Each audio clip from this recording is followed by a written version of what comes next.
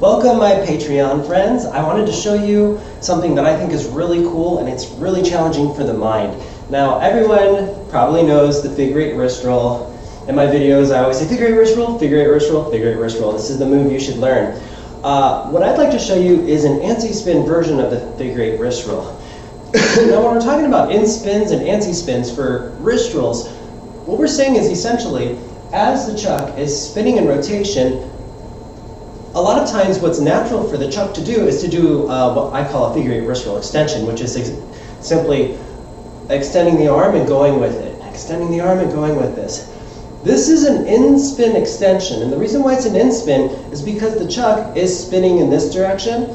It's going in counterclockwise, and my arm is also going in counterclockwise. This causes it to be in-spin.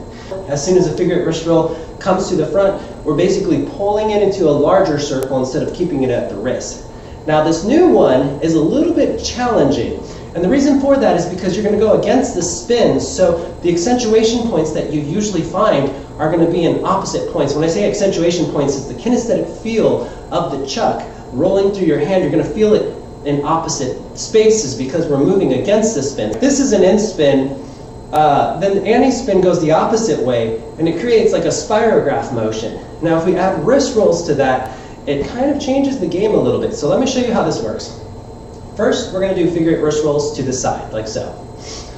As we do our figure eight wrist rolls, let's first just feel the in-spin figure eight wrist roll. So as it comes to the front, we're going to go low to high. So basically, as we're doing our figure eight wrist roll, as soon as we do it, we're going to start at the hip and we're going to pull it up. So the wrist roll is happening from the hip to the shoulder when it's in front, hip to shoulder. And then as it pulls to the back, it's going to go down from shoulder to hip, shoulder, hip. So as we come here, hip, shoulder. So basically the wrist roll is exchanging as we're moving it in motion. And then it's going to go shoulder to hip. This is an in-spin one, okay? This is just very common, very typical. A lot of people will use this, like for instance, when they're doing their double extensions or whatnot. But what we're going to do is the exact opposite motion with our arms while keeping the same spin. So instead of going from hip to shoulder, we're going to go from shoulder to hip. So we're going to start doing the figure eight wrist rolls again. But as we come to the front, we're going to do a wrist roll from the top down. It's going to look like this.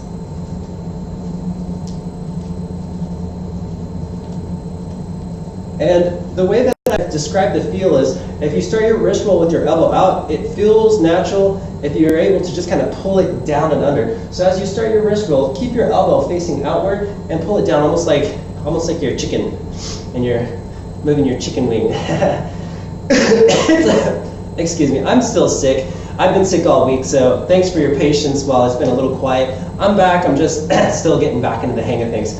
So if you just want to start doing that, just see if you can just do a front to back hand roll starting at your shoulder. So kind of give it a little bit of a boost here, and then we're going to do half a figure eight to get it behind us, and then we're going to do the exact opposite. We're going to go from back to front wrist roll behind our back. So here, down, up. And what you're going to feel, what you're feeling for is a lot of the motion is happening here instead of at the top. Whereas usually you're going to feel a lot of the pull is up here by your thumb and your pointer finger. When you go anti-spin, you're going to feel more in here and in your elbow. So that's why I say it's a really awkward feel, because you're kind of feeling the inversion of what you usually do.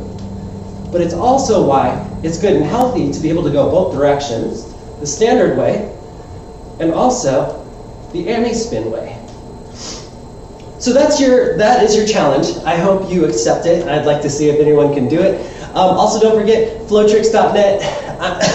I'm going to be modifying a lot. I almost have a database down for Patreon donors, so you guys are going to love it. I'm going to have a little database for tons of the YouTube videos that I've done, all sequenced into like categories like passes, throws, combos, and all that good jazz.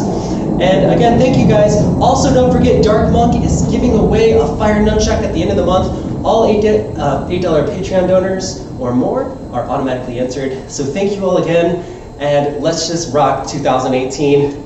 I want to see you guys do this move.